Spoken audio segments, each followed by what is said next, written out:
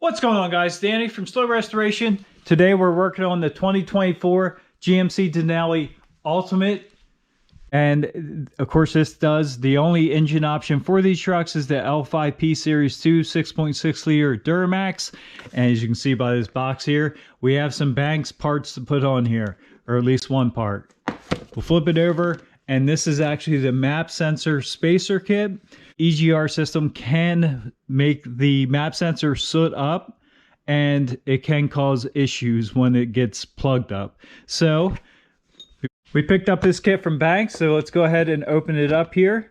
They package it extremely well, probably way more than it really needs to be for what it is, but it's a foam padded box. Here's the instructions. It's not really even instructions, it's just a thank you, and you actually have to scan for your instructions. I'll show you that in a second.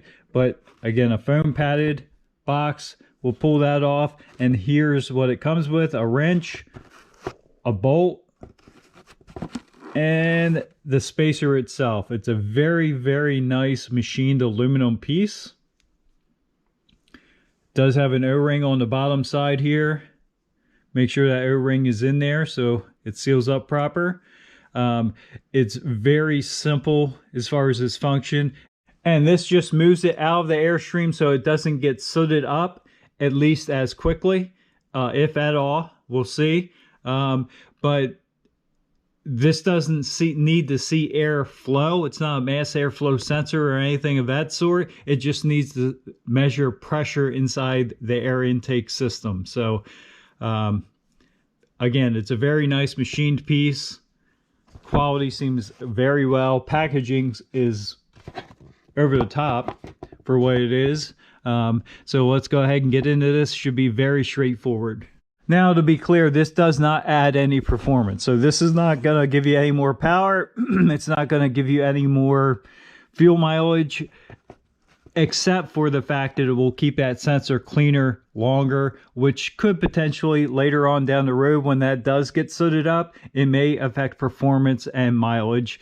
This will just prolong that, but this part does not give you any performance in itself. So we have our booklet here. I'm just going to open up my camera here and we'll scan. Picks it right up, leave me, and it takes you right to the Banks website. And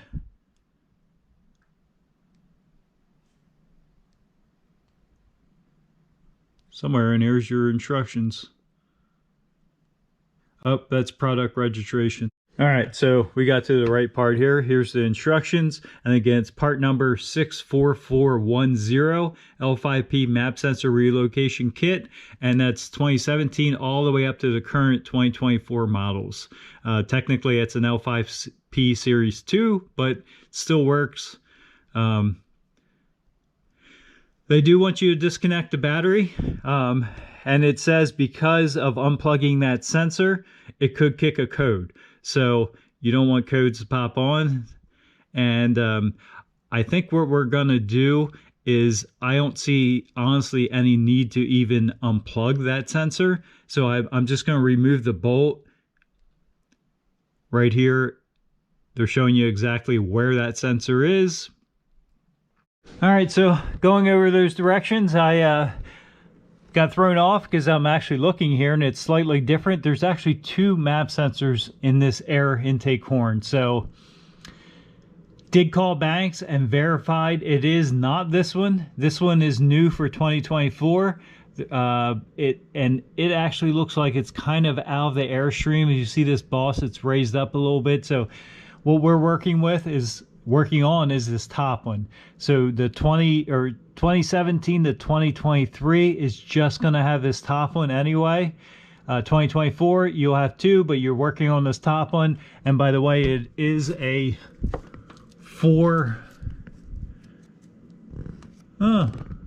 he said it'd be a 4-wire, but it's actually a 3-wire also. But he did verify it was the top sensor. So 10mm bolt. We'll go ahead and remove the sensor. I don't see we have plenty of harness here. Don't see any reason to unplug it. Key's not on. We're not powered up. So we're going to go ahead and remove this sensor. We'll go ahead and back that bolt out. We will reuse this bolt into the sensor or into the spacer to reattach our sensor to the spacer. So with that removed, we'll set that to the side and give our map sensor a little wiggle here, twist, and we'll go ahead and pull it out. We have plenty of room. So this truck has 7,000 miles, just over 7,000 miles on it. And as you can see, it is already starting to get sooted up. If I run my finger over the cage here, there is some soot on there already. So there is a sensor in the middle, and that's what's measuring pressure inside your intake system here. So we'll get this cleaned up lightly. They don't recommend using any kind of spray on it, could damage the sensor, but since ours really isn't that bad yet, we're just going to wipe it down really good and make sure we don't get any contaminants on that sensor center. Get it cleaned up and ready for our spacer. And again, they do, let me get back down here, they do recommend unhooking the battery and letting it discharge for 15 minutes. Again, there's plenty of room there. As long as you don't have your key on and you're removing the sensor and you don't unplug it, you should be fine. So we're going to skip that step. We already pulled the sensor out. Again, on their description here, there is only one sensor because this is the older L5P. We're not unplugging our sensor. We took it out. It does tell you right here, you're only going to use mass airflow sensor cleaner only, not brake clean, not 2+2, not anything like that. So it's got to be sensor safe mass airflow sensor, and that is, GM still doesn't recommend cleaning them of any sort, but Banks does. If you're going to clean it with a chemical, clean it with the mass airflow sensor cleaner only. And probably it's going to be a good idea to unplug that if you are going to clean it. So again, ours isn't that bad. I just kind of wiped it down with a rag here. You can see on there we did get a little bit of soot off, but the sensor itself looks fine. We caught it early enough. So we're going to go ahead and get started on installing. And it's pretty much, let me set my phone down here. We're going to pull our new sensor spacer out of the package here. It's pretty much going to set right down on here, making sure our O-ring's on the bottom. There's a little locating tab there. We're going to drop that down. We'll take our bolt, start our bolt. It does appear that it has some type of thread locker on the very bottom, pre-installed, and it does give you a torque wrench here too, to Torx bit wrench, not a torque wrench. So we'll go ahead and get that screwed down and make sure we have all that lined up as we go. Looks cool on there. It's got the nice Banks logo on there right into the top of it. So we'll get this tightened down. They don't give you a torque spec, but they do say make sure it's snug. The factory bolt wasn't incredibly tight anyway, so we'll make sure that's nice and snugged up. The only thing left to do now is take our old sensor. It has an O-ring on there already, and we're going to slip it in here and gently move it back and forth and get that O-ring to seat. Just popped in, and we'll line it up. Take our original bolt here, 10mm headed bolt, and start through the sensor into the spacer. And we'll go ahead and snug that up just like we did the spacer itself. And with that bolt snugged up, we are done. So the only thing we have to do now is actually shut the hood and use the truck. And this, again, just moves the sensor out of the airstream. So the airstream, unfortunately, with the EGR valve is contaminated, mixture between the EGR valve and the PCV system. So just a byproduct of the newer diesels. It's mandatory you run that stuff. So we deal with it the best we can, which is the spacer. It gets that sensor out of the airstream and keep it as clean as we can for as long as possible. Extremely easy. You literally could do this. The next one I could probably do in less than a minute, to be honest with you. It's literally removing one bolt, pulling the sensor out, dropping the banks in, tightening that bolt up, tightening the sensor back up. So definitely under 5 minutes. And like I said, a very quick, anyone can do this job.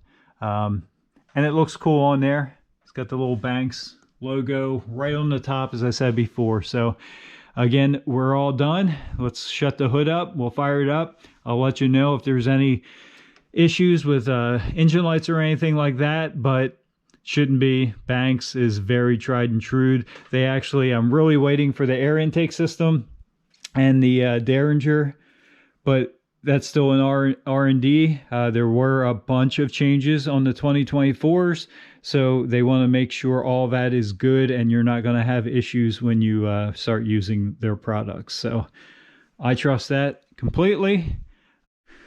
So again, 64410 spacer kit from Banks. 2024s, just slightly different.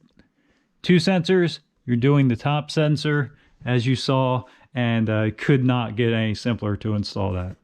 So thanks for stopping by, guys. We actually did use it, like I said earlier, the truck now has 7,000 miles on it, just over 7,000 miles, so we have been using it. I did do a long distance fuel economy test. I just been slacking making videos, but we have that video ready to go. We'll get that loaded up here soon, and waiting for the rest of the parts to come out. They do have their air intake system, or the air charge tubes. So if I come over here, you can see this top one right here, the stock GM one. I believe it's 3-inch. I think the Banks version of this is 3.5 inch, and it's all steel with just couplers. If you look down, you probably can't see that, but this transitions to metal to rubber, and it's rubber from there out, or silicone, whatever you want to call it. You can see it moves around quite a bit. And then the other side comes in kind of under your air filter assembly. It's kind of hidden until you get that out. I can see it, but it's dark down in there. So we may go ahead and order our boost tubes and get them swapped out in the meantime. And while we're waiting for the Derringer and the air intake, I keep hearing maybe they're coming out with a intake elbow too. So yeah, just waiting on more parts. I am going to baseline this truck, try and get it to a drag strip before we put any performance parts on. Again, this is not a performance part. This is just something that helps with the emissions issues that these engines do have.